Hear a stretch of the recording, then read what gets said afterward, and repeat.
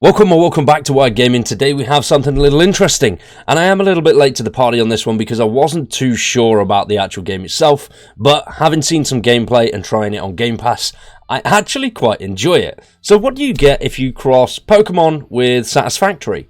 Well, you get Palworld, where you fight, farm, build and work alongside mysterious creatures called Pals in a new multiplayer open-world survival crafting game.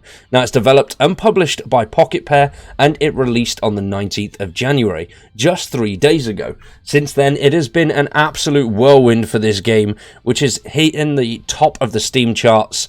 It's sold over 4 million copies and loads of other things. This game looks absolutely phenomenal. It plays really well. It's really fun, and the multiplayer aspect is really good.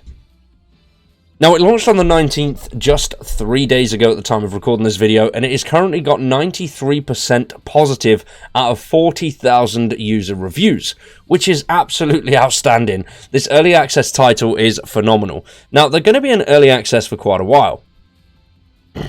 The team plans to keep the game in early access for around about a year and plan to improve loads of quality of life stuff and make various improvements throughout the early access for the minimum of 1 year.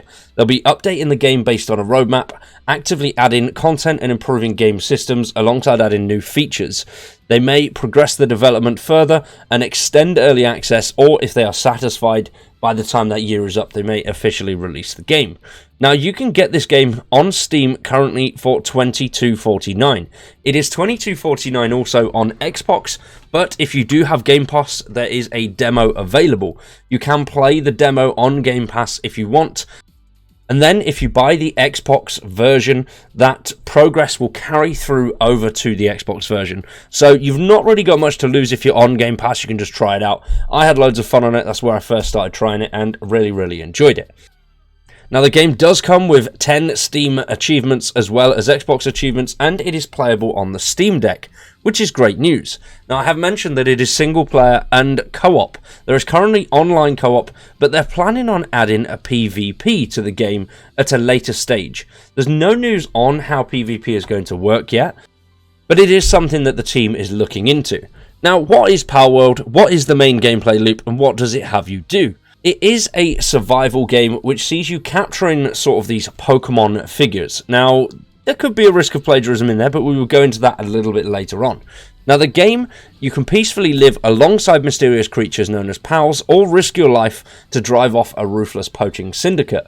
Pals can be used to fight, or they can be used as pretty much slaves on your farms and factories. You can even sell them, trade them with your friends, or eat them if needs be. The harsh environment where food is scarce and vicious poachers roam, danger waits around every corner, and to survive you must tread carefully and make difficult choices, even if that means eating your own pals when the time comes. Now, as mentioned, these pals are not just there for the gameplay loop. You can use them for various things, such as traversing land, sea and sky. So these look awesome. You can fly some of them, you can use some of them on the water, and obviously you have sort of horse-looking mounts as well, which are really quite cool. And alongside that, you are going to need a hell of a lot of resources. You can build an entire factory, just like Satisfactory, using these pals as little slaves and workhorses, and get them to build and do everything that you wish. Certain ones have certain skills which you'll be able to use to benefit the building aspect that you need. So some can make fire, others can generate electricity, and some can even mine, which will basically allow you to build an entire production facility and then live your life in comfort and peace without ever having to lift a finger. Now, they're not just good on the industrial side of things, they are actually good at creating food and resources for you.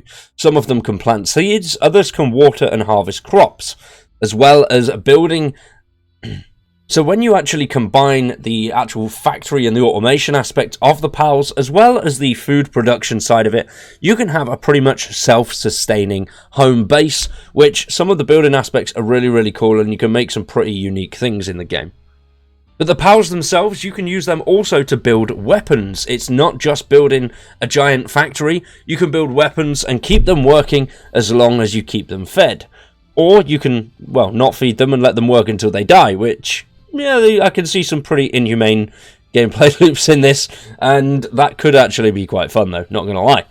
Now, as well as going out exploring and hunting for the pals, what you will need to do is tackle dungeons. With pals on your side, you can tackle the most dangerous areas, and when the time comes, you may have to sacrifice one to save your own skin, and they'll protect your life even if it costs their own. Now, these dungeons will hide some of the most valuable resources, so you will need to go in there at some point to get stuff that you're going to need to build and progress through the actual storyline and get some of the better weapons. But catching them is not the only way to get new pals. You can actually breed them and poach them. The way that you'll be able to breed them is similar to what Ark do with their dinosaur breeding stuff, and you can breed the pals with certain ones and they will inherit characteristics of parents. So you can create and combine rare pals to create the rarest and strongest pals that are available to you in the game. And now there also is endangered pals in wildlife sanctuaries. Now you can sneak in and capture these pals with what looks to be a sort of Pokemon ball. The whole idea is a little bit sketchy, and you can use the pals to get rich quick. So you can go in, capture them, sell them on, or you can keep them for yourselves, breed more, and then sell them on. So it's not a crime if you don't get caught. And then when it comes to the multiplayer aspect of the game, multiplayer is supported so you can invite friends and play together. You can battle your friends and trade pals.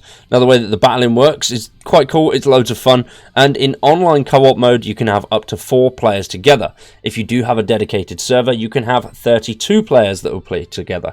Now, they are planning on increasing the number of players playable in the same server at the same time, and that will be added in a future update.